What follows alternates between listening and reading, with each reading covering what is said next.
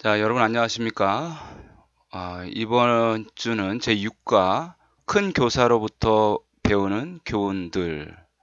지난주에 우리가 예수님께서 큰 교사라는 것을 우리가 확인하게 되었습니다. 그래서 오늘은 그 큰 교사로부터 무엇을 배울 수 있는지, 어떤 교훈들을 배울 수 있는지 살펴보겠습니다. 어, 일단은 안식일 소지를 보시면 11월 7일 안식일 일몰 시간은 5시 28분입니다. 그리고요, TMI는 보시면 누군가에게 편지를 써 붙이세요. 엘리베이터 문을 열고 사람들을 기다려주세요. 이웃을 위해 요리 교실을 시도해 보세요.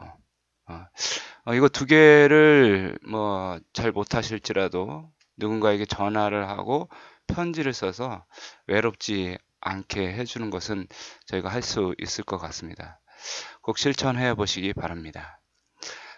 그림에 보시면 예수님이 계시고 제자들이 함께 있죠. 예수님이 이 제자들과 함께 있으면서 과연 어떤 영향력을 미치셨는지, 교사로서 그분은 어떠한 태도로 그들을 대하셨는지 오늘 교과를 통해서 살펴보겠습니다. 기억절입니다. 예수께서 이르시되 가라, 내 믿음이 너를 구원하였느니라 하시니 그가 곧 보게 되어 예수를 길에서 따르니라. 예. 눈먼 사람을 보게 하셨던 예수님께서 그가 눈을 뜬 것뿐만 아니라 영적인 눈을 뜨고 예수님을 따르고 제자가 되었다라는 그 마가복음에 있는 글이 오늘 기억절의 내용입니다. 깨닫기를 먼저 보시겠습니다. 죄인을 다루는 예수님의 방법이 먼저 다가가서 해결책과 약속을 제시하는 것임을 배운다. 죄인을 어떻게 교육하시는지 예수님은 먼저 나가셨다라는 것을 우리가 배우게 되는 거고요. 숨고 도망하여 때로 말대답하는 우리를 받아주시는 좋은 스승이신 예수님께 감사해야 한다. 단순한 지식을 넘어 영적인 이해력을 갖기 위해 매일 기도와 말씀으로 주님께 나아간다. 예, 이것이 행악입니다. 그 안식일 소지에 보시면 우리는 저마다 자신을 부끄러워했던 경험이 있다. 자신도 생각하기 싫은 행동을 했기에 다른 사람이 알까봐 움찔한다. 아마도 우리 모두가 겪어본 일이다. 그렇지 않은가? 그렇다면 금지된 나무의 과실을 먹은 후에 아담과 하와는 어땠을까? 형처럼 위장하여 아버지를 속이고 형의 분노로부터 도주한 야곱은 어떨까?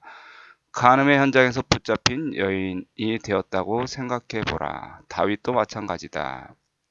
여러분 어떻습니까? 그대는 어렸을 때부터 부모로부터 숨고 싶었던 경험이 있습니까?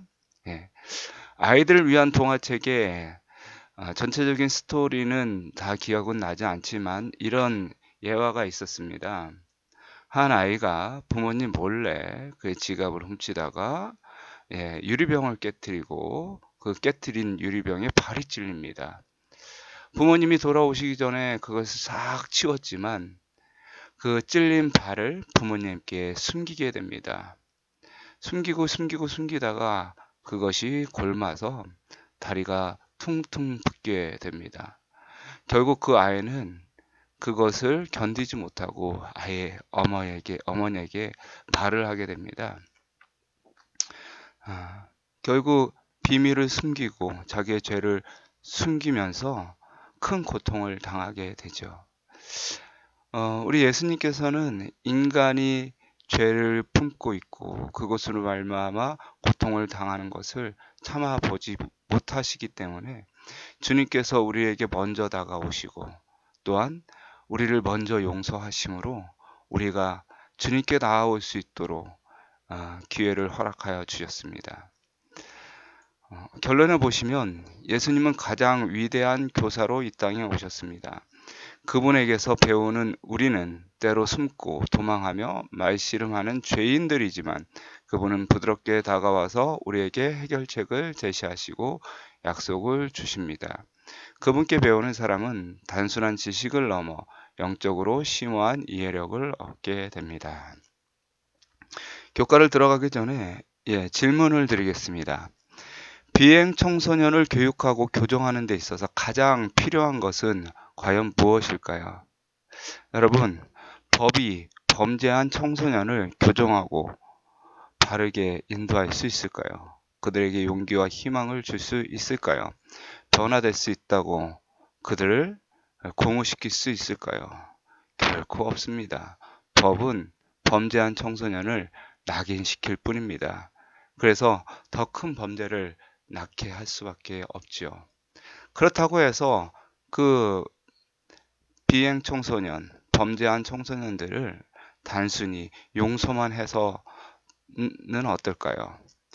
단순히 용서만 한다면 그들은 바른 길을 찾지 못하고 계속해서 나쁜 길로 빠져가게 될 것입니다. 그래서 죄를 지은 사람을 교정하고 교육하는 일에는 정말 가장 필요한 것이 무엇일까? 진리의 길일까? 법일까? 아니면 단순히 따뜻한 마음일까?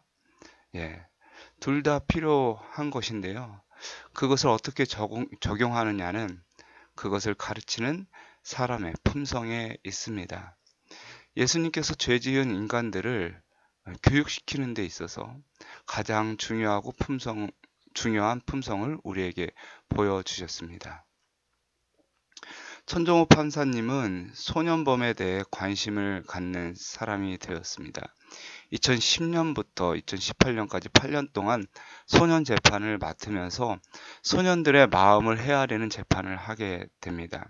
잘못을 뉘우치지 않는 아이들에게 따끔한 호통과 함께 엄한 재판을 내렸지요. 2년간 소년원에 보내는 시포 처분을 너무 많이 해서 별명이 천시포라는 별명을 얻었습니다. 그러나 그는 견디기 힘든 어려운 형편에서 그만 범죄의 길에 발을 딛게 된 아이들에게 평생 받지 못한 배려를 해줍니다. 그분은 이렇게 이야기하는데요. 아이들은 작은 도움과 격려 한마디에도 삶을 새로 빚어낼 수 있는 존재들입니다. 저 역시 인생의 여정에서 여러 차례 가난과 무관심의 상처를 받고 좌절했으나 그때마다 저에게 손을 내밀어 준 이들이 있었기에 마음이 부서지는 순간에도 희망을 잃지 않고 앞으로 나아갈 수 있었습니다. 법정 안에서도 법정 밖에서도 제대로 된 보호를 받지 못한 아이들에게 저라도 대변자가 되어 주어야겠다는 생각을 품게 된 것은 피할 수 없는 소명과도 같습니다. 맞습니다. 바로 예수님께서 죄인 된 인간을 구원하고 교육시키고 하나님께 데려오고 그들의 품성을 변화시켜서 새로운 사람으로 살아갈 수 있는 그 희망을 주기 위해서 오신 것입니다. 그것이 바로 크신 교사의 소명이고, 그리고 그 크신 교사는 자비로 그 죄인들의 마음을 다독거려 주신다라고 하는 것이 이번 기회 교과의 어떤 총 주제입니다. 내가 동산에서 하나님의 소리를 듣고 내가 벗었으므로 두려워 숨었나이다. 일요일소지의 기억절입니다. 이 아담과 하와가 선악과를 먹었죠. 단순한 사과가 아닌 하나님의 말씀의 권위가 있던 그 상징적인 과일이었습니다. 그것을 먹는 것은 타락을 하는 것이고 하나님을 떠나는 것이고 생명을 잃어버리는 것이었습니다. 근데 하나님께서 아담에게 내가 어디 있느냐라고 물으십니다. 하나님이 내가 어디 있느냐고 물으셨을 때는 참으로 어색한 말입니다. 아담은 하나님 바로 앞에 있었습니다. 그런데 어디 있느냐라니요. 아마 하나님은 아담과 하와로 하여금 그들이 저지른 일의 결과로 숨어있는 자신들의 모습을 깨닫게 하려고 그런 질문을 던지셨습니다. 즉 그분은 그들로 하여금 자신들의 행동이 낳은 안타까운 결과를 보도록 돕고 계시는 것입니다. 바울은 아담이 에덴에서 저지른 일과 예수님이 십자가에서 이루신 일을 여러 번 직접적으로 연결을 시킵니다. 예수님은 아담이 저지른 일을 어떻게 돌리셨을까요? 맞습니다. 한 사람의 범죄로 사망이 모든 사람에게 왔지만 한 사람의 구원하심으로 모든 사람이 하나님께로 돌아올 수 있다라는 그 사실이죠. 결국 인간의 절망과 가운데서 희망을 찾아내신, 그리고 희망으로 인도하시는 분이 바로 예수 그리스도십니다. 영감의 교훈에 그리스도께서는 타락과 고난 가운데 있는 인류를 보실 때 절망과 멸망밖에 볼 수 없는 그곳에서 오히려 희망의 여지를 찾아내셨다. 그분께서는 구하는 마음이 있는 곳에는 어디나 향상될 기회가 있음을 인정하셨다. 시험을 받아 패배하고 기가 꺾여 자포자기한 영혼들을 예수님께서는 견책하는 대신에 축복으로 맞이하셨다. 맞습니다. 유일한 희망이 되시는 분이 예수님이시고요. 우리가 다시 교육을 받고 새로운 사람이 될 수 있는 것은 예수님의 다가오심입니다. 그분께서 아담이 망쳤던 모든 일을 새롭게 하셨습니다. 월요일 소지에 보시면 또 다른 죄인의 모습이 나옵니다. 바로 야곱의 이야기입니다. 형과 아버지를 속이고 도망가던 야곱이 결국은 누구를 만나게 되냐면 베델에서 하늘 하늘까지 닿은 사닥다리에 그 다음에 천사들이 오르락나르락 하는 것을 이제 보게 됩니다. 이때 하나님께서 야곱에게 하셨던 말씀입니다. 내가 너와 함께 있어 내가 어디로 가든지 너를 지키며 내가 내게 허락한 것을 다 이루기까지 너를 떠나지 아니하리라. 예, 이것은 엘렌 화이트는 이렇게 이야기하고 있습니다. 야곱이 이상 가운데서 본 하늘과 땅, 그리고 유한한 인간과 무한하신 하나님을 연결시킨 그리스도를 표상하는 사다리를 바울은 어떻게 바라봤는지를 말했다. 그의 지지자시요 위로자시며 인류를 위하여 생명을 버리신 분을 선지자들과 믿음의 조상들이 어떻게 의지하였는지를 회상할 때 그의 신앙은 굳어졌다. 예, 인간을 어떻게 다루시는지를 아담의 범죄 후에 하나님, 그 다음에 야곱의 범죄 후에 하나님에 대해서 볼 때 참된 교사의 마음이 어떤 마음인지를 우리는 보게 됩니다. 비행 청소년을 그냥 버릴 수 없음을 주님께서는 이야기하고 계십니다. 마찬가지로 죄인된 우리를 버릴 수 없음을 그 하나님의 마음을 가르쳐 주는 것이죠. 이것이 바로 그 크신 교사에게 배울 교사의 하나의 덕목이다라고 하는 것입니다. 야곱은 잠에서 깨우면서 이렇게 말합니다. 여호와께서 과연 여기 계시거늘 내가 알지 못하였다. 그러면서 평생 하나님께 충성하겠다고 서약을 합니다.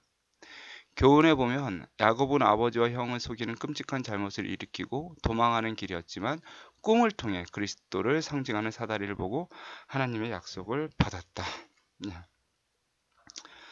영감의 교훈에 그리스도께서는 우리가 있는 곳에 찾아오신다. 예수께서 우리의 본성을 취하시고 승리하신 것은 우리로 당신의 본성을 취함으로 말미암아 승리할 수 있도록 하기 위함이다. 예, 이것이 주님의 그리고 참된 교사의 모습이다라고 말합니다. 화요일 소지에 보시면 이제 예수님이 어떤 교사신지에 대해서 다시 한번 요한복음의 말씀을 빌어서 이야기하고 있습니다. 요한복음 1장 38절에 예수께서 돌이켜 그 따르는 것을 보시고 물어 이르시되 무엇을 구하느냐 이르되 랍비여 어디 계시오니까 하니. 침례 요한은 예수님께서 어떤 분인지 설명을 하게 됩니다. 여러분, 요한은 침례 요한이 얼마나 대단한 사람임을 보여주는데요. 예루살렘에서 온 종교 지도자들은 요한이 매우 특별한 사람이라고 생각하고 내가 누구냐라고 이렇게 이야기를 합니다. 근데 요한은 나는 아무것도 아니다. 나는 그냥 소리이다. 나는 내 뒤에 오시는 사람을 준비하는 사람이지 나는 정말 아무것도 아니다. 그리고 요한은 내 뒤에 오시는 사람의 신발끈 풀기도 내가 감당하지 못할 것이다 라고 얘기합니다. 그리고 그 다음날 예수님께서 오셨을 때 하나님의 아들이고 하나님의 어린 양이다 라고 말하고 있습니다.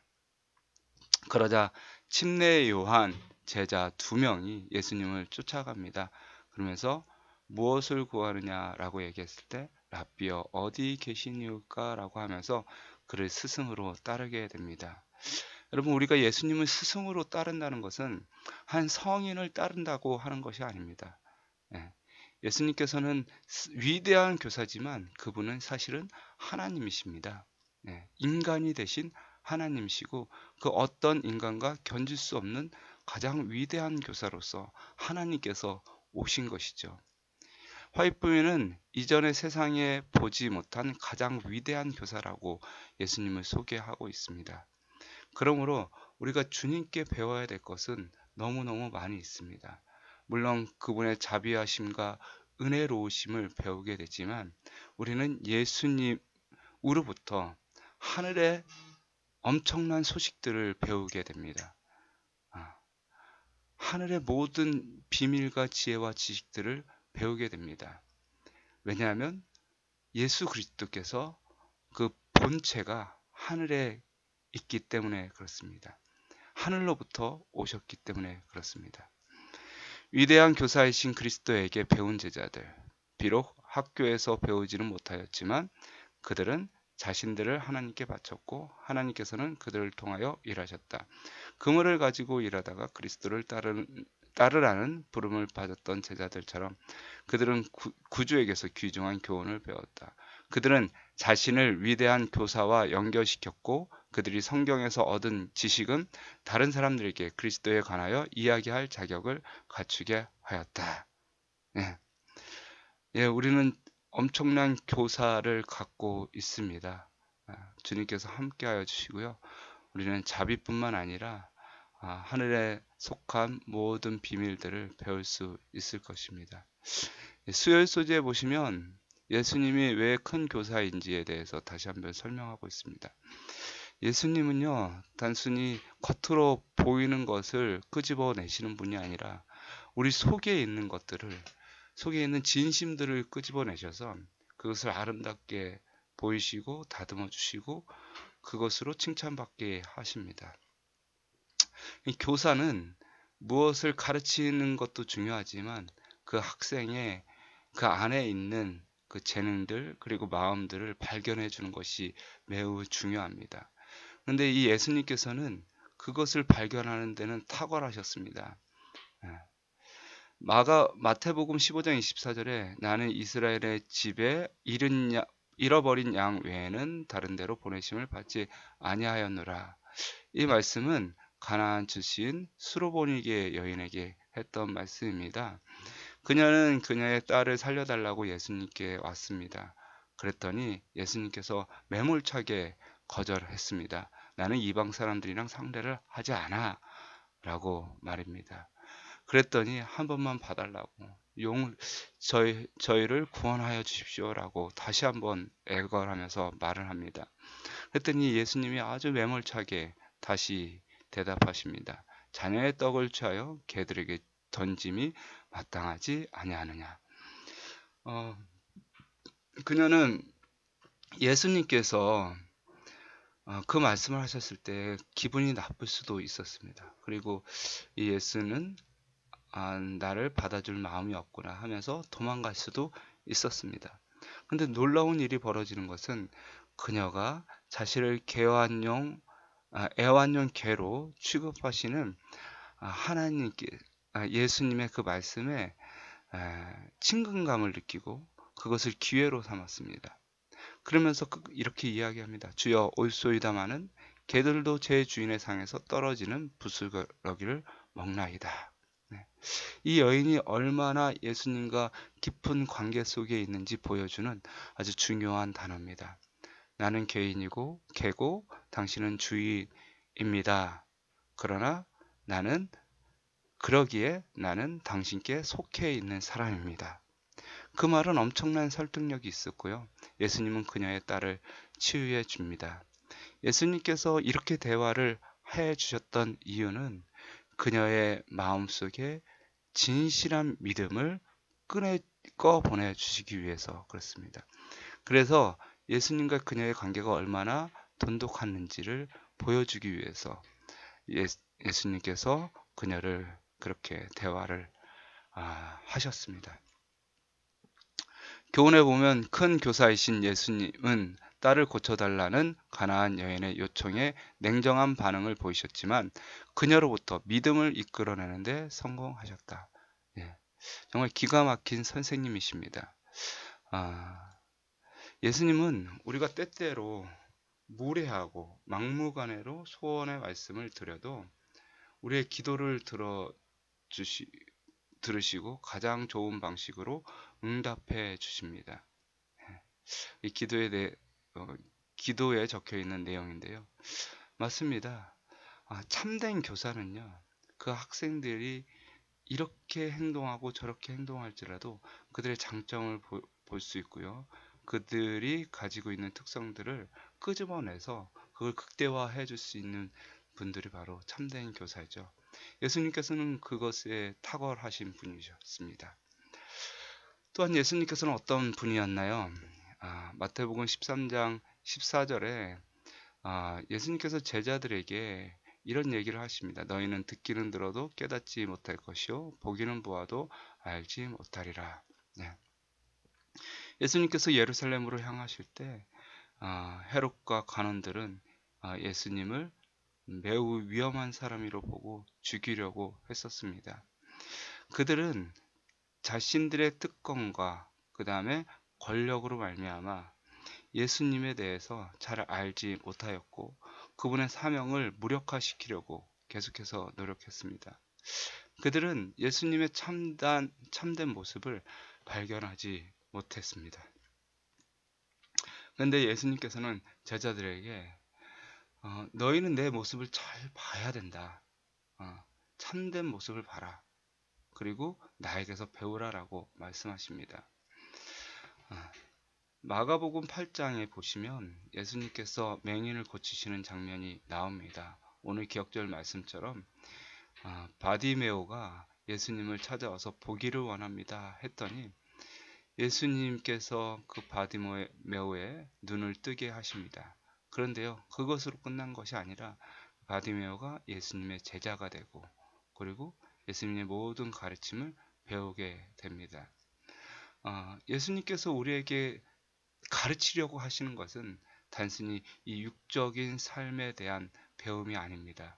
바로 영적인 삶을 가르쳐 주기 위해서입니다. 왜냐하면 예수님은 하나님이시고 또한 인간이시기 때문에 결국 이 영적인 것을 이 제자들과 또한 예수를 믿는 사람들이 이해해야만 참된 교육이 가능하기 때문에 그렇습니다. 여러분, 교훈에 보면 예수님은 제자들이 단지 눈에 보이는 것뿐만 아니라 그 너머의 영적인 것도 볼 수 있는 이해력을 갖도록 가르치셨다. 맞습니다. 우리는 매일 기도로서 우리의 학생들 또한 우리의 구도자들, 죄인들에게 다가가면서 그리고 그들에게 있는 믿음과 소망을 끄집어내면서 그들에게 영적인 것들로 인도해 주어야 합니다.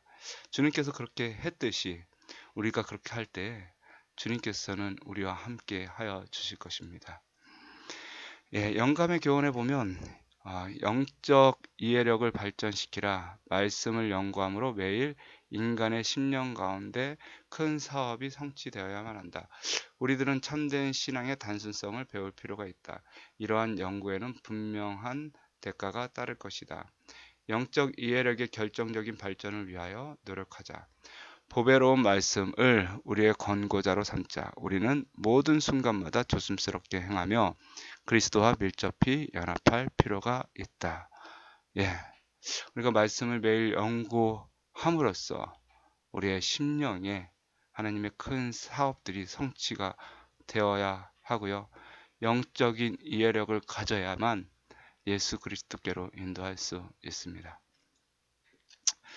우리가 크신 교사께 진심으로 반응할 때 그의 형상을 잊고 그의 정신을 나타내며 그의 뜻을 행할 것이다. 오늘 크신 교사로부터 여러 가지 것들을 우리는 배울 수 있게 되었습니다. 아담과 그 다음에 야곱에게 찾아가셔서 그들에게 약속하시고 그들에게 희망을 보여주셨던 하나님, 예수님. 그리고 단순히 인간이신 예수님이 아니라 우리를 창조하신 능력 있는 하나님께서 우리의 교사이심으로 우리는 영적인 것까지 깨달을 수 있고, 또한 예수님께서 우리 안에 있는 진심과 믿음과 사랑들을 재창조할 수 있습니다. 그것을 우리가 기억하면서 항상 예수님의 모본을 따라서 살아가게 되기를 간절히 바랍니다. 감사합니다. 묵상으로 마치겠습니다.